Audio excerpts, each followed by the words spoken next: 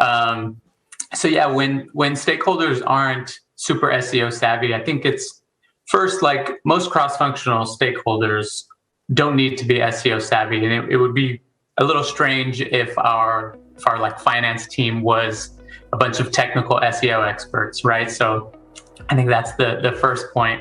And then, but for others that are not like finance focused, maybe cross-functional like development teams and copywriter, stuff like that, they also don't need to be super SEO savvy. But I also feel that education is a super important part of that. And I think that's mostly my job, right? So they don't need to be SEO savvy necessarily, but if I'm requesting resources or money or, you know, anything from them, it's kind of on me to educate them on at least the high level details. So I normally give like one-on-one trainings for cross-functional teams just on like the basics. And then I usually have like a single point of contact on a cross-functional team. So I can go into more deep dives and speak with them regularly and just have like working sessions where they ask me questions and I try to answer.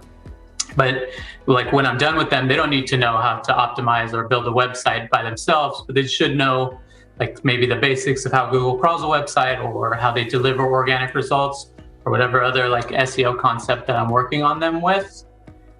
So that they have a basic understanding like, hey, if we do X, like if we do this thing, we can likely expect Y to happen or this other thing to happen.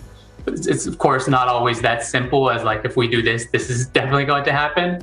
But if I can't explain like the work that we're going to be doing, if I can't explain that in a simple term so they can understand and like give me that buy-in, do I necessarily deserve that buy-in? Probably not, right? I think it's on me to be able to explain it in simple terms.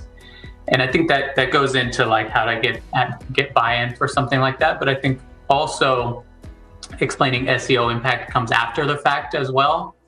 And so that can change really depending on the type of organization you have and like the reporting capabilities basically. So most of the time it'll be like a last touch or last click model. Even like if it's a more complex like multi-touch attribution model for revenue, the one thing that remains consistent for SEO and like explaining the impact there is having very specific key performance indicators or like measurement plan going into the optimization so that coming out of it, you know whether or not that was successful or not.